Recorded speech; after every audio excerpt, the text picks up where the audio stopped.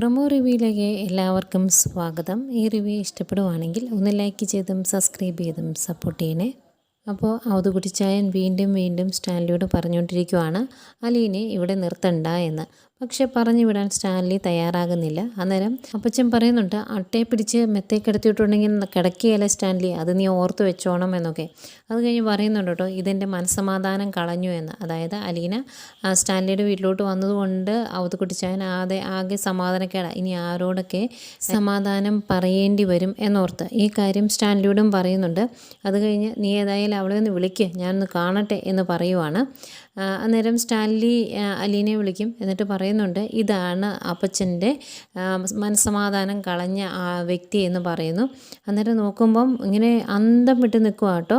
ശരിക്കും ചിന്നമ്മയുടെ തനി പകർപ്പാണ് അലീന. ഇങ്ങനെ നോക്കി നിൽക്കുന്നു. എന്നിട്ടിങ്ങനെ അത്ഭുതത്തോടു കൂടി സ്റ്റാൻലിയുടെ മുഖത്തോട്ട് നോക്കുന്നുണ്ട്. അത് കഴിഞ്ഞ് സ്റ്റാൻലി പറയും, ഇനി നിങ്ങൾ കുറച്ച് നേരം സംസാരിക്കുക, ഞാൻ അപ്പുറത്തേക്ക് പോകുവാണ് എന്ന്.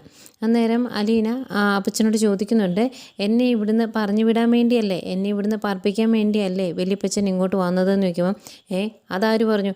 ആഹാ, അത് കൊള്ളാലോ, നിന്നോട് ആരാ അങ്ങനെ പറഞ്ഞതെന്ന് ചോദിക്കുമ്പം അലീന ചിരിച്ചുകൊണ്ട് തലയാട്ടുന്നുണ്ട്. അത് കഴിഞ്ഞ് അപ്പച്ചന് ഭയങ്കര ഇഷ്ടമാട്ടോ അലീനെ. അലീനോട് പറയുന്നുണ്ട്, നീ ചിന്നമ്മയുടെ തനി സ്വരൂപമാണ്, ചിന്നമ്മ എവിടെ പോയി എന്ന് ഇനി അന്വേഷിക്കേണ്ട എന്നൊക്കെ പറയുന്നുണ്ട്. അത് കഴിഞ്ഞ് ഭയങ്കര സന്തോഷം. അന്നേരം അലീന ചോദിക്കുന്നുണ്ട്, വലിയപ്പച്ചന് എന്താ കുടിക്കാൻ വേണ്ടേ, ചായയാണോ കാപ്പിയാണോ എന്ന്. അന്നേരം എനിക്കിപ്പോൾ ഒന്നും വേണ്ട, എനിക്ക് കുടിക്കാനുള്ളതൊക്കെ അവൻ തന്നു എന്നൊക്കെ പറയും. അത് കഴിഞ്ഞ് കുറച്ച് സംസാരിച്ച് കഴിയുമ്പോൾ, അല്ലെങ്കിൽ ഒരു കാര്യം ചെയ്യും, നീ എനിക്കൊരു ചായ ഇട്ടതാ എന്ന് പറയുവാണ്. അന്നേരം ചായ കുടിച്ചു കഴിഞ്ഞാൽ പിരിഞ്ഞു പോവുക വലിയപ്പച്ച എന്ന് ചോദിക്കുമ്പോൾ, പിരിയട്ടെ, നീ വയറ്റിൽ പോയി കിടന്നല്ലേ, പിരിയാൻ നമുക്കിപ്പോൾ എന്താ എന്നൊക്കെ ചോദിക്കും. ഭയങ്കര ഒരു രസമാട്ടോ അപ്പച്ചനും അലീനയും തമ്മിലുള്ള സംസാരമൊക്കെ കേൾക്കാൻ. അത് കഴിഞ്ഞ് അടുക്കളയിലേക്ക് പോകുന്നു. അലീന ഒരു ചായയൊക്കെ ഇട്ട് കൊടുക്കുന്നുണ്ട്. അതിനിടയ്ക്ക് ചോദിക്കും കേട്ടോ, നിനക്ക് ചായ ഇടാനൊക്കെ അറിയാവോ എന്ന്. ഏതായാലും അലീന ചായ ഇട്ട് കൊടുത്തു കഴിയുമ്പം അപ്പച്ചന് ഭയങ്കര സന്തോഷം. അപ്പച്ചൻ പണ്ട് ചിഹ്നമുണ്ടാക്കി കൊടുത്ത ആ ചായയുടെ ടേസ്റ്റിലേക്ക് അങ്ങ് പോവുകയാണ്. എന്നിട്ട് പൗലൂസിനോട് പറയുന്നുണ്ട്, എടാ ഈ ചായ എങ്ങനെയാണ് ഇടുന്നത് എന്ന് കൊച്ചിനോട് ചോദിച്ച് പഠിച്ചോണം, ഇതിൻ്റെ കടുപ്പമൊക്കെ പഠിച്ചു വെച്ചോണമെന്ന്. പൗലൂസിനാണെങ്കിൽ ആകെ ഒരു വിഷമമായിപ്പോയി. കാരണം എങ്ങനെയെങ്കിലും അലീനയെ ഇവിടുന്ന് ചാടിക്കാൻ വേണ്ടിയാണ് അപ്പച്ചനെ വിളിച്ചു വരുത്തിയത്.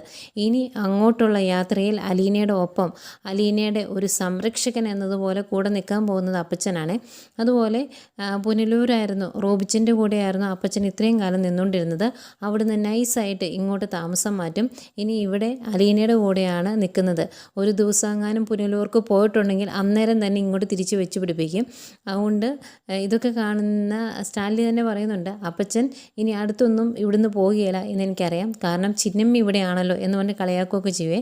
ഏതായാലും സ്റ്റാൻലിയോടും തുറന്നു പറയുന്നുണ്ട് അപ്പച്ചൻ, നിൻ്റെ അമ്മച്ചിയുടെ തനി സ്വരൂപമാണല്ലോടാ അവൾ എന്ന്. രണ്ടുപേർക്കും ഭയങ്കര സന്തോഷമായി. ഇനി അങ്ങോട്ട് ഇവരുടെ കുറച്ച് സന്തോഷ നിമിഷങ്ങളും നമുക്ക് കാണാം.